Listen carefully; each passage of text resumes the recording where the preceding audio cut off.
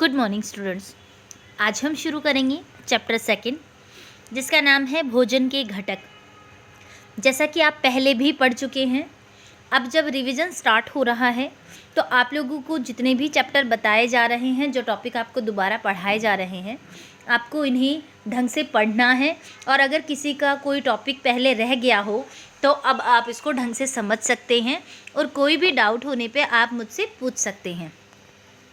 तो chapter first में हम शुरू करेंगे। अध्याय 1 में हमने उन खाद्य पदार्थों की सूची बनाई थी जिन्हें हम खाते हैं। भारत के विभिन्न भागों में खाए जाने वाले भिन्न भिन्न व्यंजनों के बारे में भी हमने बताया था तथा इन्हें मानचित्र में अंकित किया था। एक प्रकार की भोजन में चपाती, दाल और बैंगन का भरता हो सकता है। दूसरे में चावल, सांभर तथा भिंडी हो सकती है। इसके अलावा अन्य भोजन में अप्पम, मछली तथा सब्जियां हो सकती हैं। भारत की अलग अलग जगहों पे अलग अलग प्रकार का जो भोजन है वो खाया जाता है। एक्टिविटी 1 में देखिए, आमतौर पर हमारे आहार में अन्न से बना कम से कम एक व्यंजन होता है। आमतौर पर अगर हम किसी भी जगह के आहार में देखें तो अनाज से बना हुआ एक भोजन ज़रूर होता है, जैसे कि हम रोटी बनाते हैं। दूसरे खाद्य पदार्थों में दाल या मांस का कोई व्यंजन तथा सब्जी हो सकती है। इसमें दही, मट्ठा या अचार भी शामिल हैं।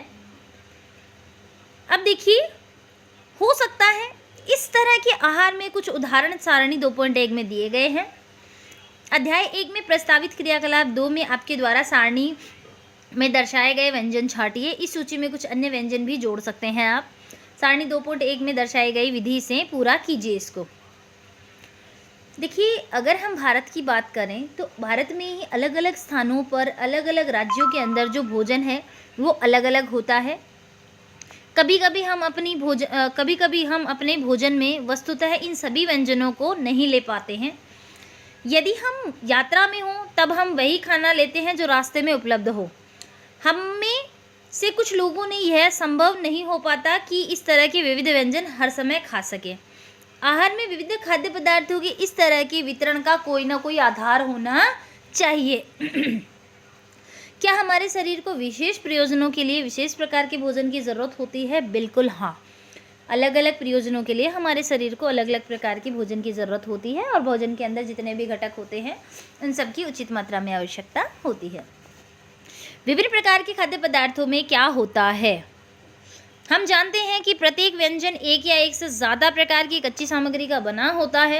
अगर हम किसी भोजन की बात करें तो वो एक या एक से ज़्यादा प्रकार की कच्ची सामग्री का बना होता है। जैसे सब्जी की हम बात करें तो उसमें हरी सब्जियां होती हैं, मसाले होते हैं जो हमें पादपों और जंतुओं से प्राप्त होते हैं। यहाँ पे आपको जो है सारणी दे रखी है विभिन्न क्षेत्रों या राज्यों में कुछ सामान्य भोजन। इसमें पहला जो कॉलम है क्षेत्र पंजाब, आंध्र प्रदेश दे रखा है। दूसरे में अन्न का व्यंजन दे रखा है। इस अगले कॉलम में दाल या मांस का व्यंजन दे रखा है। उससे अगला कॉलम जो है सब्जियों का है और उससे अगला कॉलम व्यंजन का है। तो पंजाब में मक्के की रोटी अनाज के रूप में जो है मक्का काम में लिया जाता है ज़्यादा। और मक्के की रोटी के साथ यहाँ पे जो दाल या मांस का व्यंजन जो है वो राजमा ज़्यादा काम में लेते हैं। सब्जियों में सरसों की सब्ज़ी सबसे अधिक बनती है और अन्य व्यंजन में दही और घी होते हैं।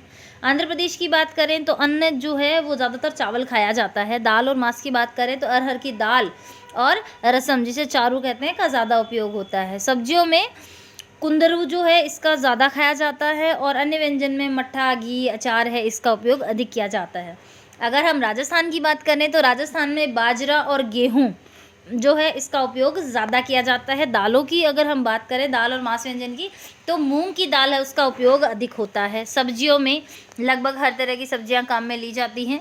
अन्य व्यंजन के अंदर दही है, घी है, ये सब काम में लिया जाता है, अचार है। तो इस तरह से अलग अलग क्षेत्रों का जो भोजन होता है वो अलग अलग होता है। इस कच्ची सामग्री की संगठन क्या है? इस कच्ची सामग्री में हमारे शरीर के लिए कुछ आवश्यक घटक होते हैं। इन घटकों को हम पोषक तत्व कहते हैं। देखो, भोजन जो होता है उसमें कई तरह के घटक होते हैं, उनको हम पोषक तत्व कहते हैं। इन घटकों को हम पोषक तत्व कहते हैं। हमारे भोजन में मुख्य पोषक कार्बोहाइड्रेट, प्रोटीन, वसा, विटामिन, खनिज, लवण हैं। आज के लिए आपका जो पहला क्वेश्चन है वो ये है कि भोजन के मुख्य घटकों के नाम लिखिए। तो आपको ये नाम लिखने हैं: कार्बोहाइड्रेट, प्रोटीन, वसा, विटामिन, खनिज, लवण। इसके अलावा हमारे शरीर में रुक्षांश और जल भी शामिल है, जिनकी हमारे शरीर को बहुत ही आवश्यकता होती है। क्या सभी खाद्य पदार्थों में ये सभी भोज्य पदार्थ होते हैं? बिल्कुल नहीं, अलग अलग खाद्य पदार्थ होते हैं, उनमें इनकी अलग अलग मात्रा होती है और ये इनमें से सारे के सारे उसमें उपलब्ध नहीं होते हैं। कुछ साधारण विधियों में हम ये जान सकते हैं कि कच्चे सामग्री या पके हुए भोजन में कौन सा एक या एक से ज़्यादा घटक उपस्थित है। कार्बोहाइड्रेट, प्रोटीन, वसा के परीक्षण अन्य पोषकों के परीक्षणों की अपेक्षा बहुत ही सरल होते हैं। भोजन की जो सामग्री है उसमें हम कार्बोहाइड्रेट, प्रोटीन और वसा जो है इनका परीक्षण कर सकते हैं और उनका परीक्षण करके हम पता लगा सकते हैं कि जो भोज्य सामग्री है, खाने का जो सामान है, इसमें कौन कौन से घटक हैं। इन परीक्षणों को करने के लिए हमें iodine, copper sulphate, caustic soda, विलयनों की ज़रूरत होगी। आप लोगों को ध्यान हो तो हमने कार्बोहाइड्रेट का जो है परीक्षण किया था, इसमें स्टार्च का परीक्षण हमने किया था। उसके अलावा पदार्थों के अंदर प्रोटीन है, खाद्य पदार्थ है उनमें प्रोटीन है या नहीं, इसका परीक्षण भी किया था और इसी के साथ वसा का परीक्षण भी हमने किया था। तो विभिन्न खाद्य पदार्थ हैं, इनमें कौन कौन से पदार्थ होते हैं, कौन कौन से घटक होते हैं, इसका परीक्षण कर हम पता लगा सकते हैं। इन परीक्षणों को पके हुए भोजन तथा कच्ची सामग्री पर करें। इन परीक्षणों से प्राप्त प्रेक्षणों को सारणी 2.2 में दर्शाए गए तरीके से लिख सकते हैं। इस सारणी में कुछ खाद्य पदार्थ दर्शाए गए हैं। अपना जो परीक्षण है इन पर करके हम पता कर सकते हैं कि इनमें कौन कौन से जो है वो घटक उपस्थित हैं। अब देखिए, इसमें यहाँ पे यदि आवश्यक विलयन तत्काल उपलब्ध नहीं है तो आपके अध्यापक निम्न विधि से उन्हें तैयार कर सकते हैं। देखो यहाँ पे आइए विभिन्न खाद्य पदार्थ की जांच करके देखें कि किसमें कार्बोहाइड्रेट है। कार्बोहाइड्रेट कई तरह के होते हैं। हमारे भोजन में पाया जाने वाला मुख्य जो कार्बोहाइड्रेट है वो मंड और शर्करा के रूप में होता है।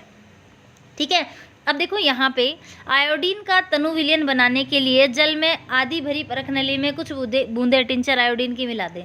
अगर आयोडीन का विलयन तत्काल उपलब्ध ना हो तब कुछ पानी के अंदर तनु जो टिंचर आयोडीन जो होता है उसको कुछ बूंदे उसमें डालें तो जो है आयोडीन का जो विलयन है वो प्राप्त होगा। कॉपर सल्फेट विलयन 100 मिलीलीटर जल में 2 ग्राम कॉपर सल्फेट डाल दें तो वो कॉपर सल्फेट का विलयन मिल जाएगा। ऐसे ही 100 ग्राम जो ml जो जल है इसमें 10 ग्राम कॉस्टिक सोडा डाल देंगे तो वो कॉस्टिक सोडे का विलयन हो जाएगा। इसका मतलब ये है, कॉस्टिक सोडे का विलयन का मतलब है कि पानी के अंदर कॉस्टिक सोडा मिला देंगे तो उसका सॉल्यूशन मिल जाएगा।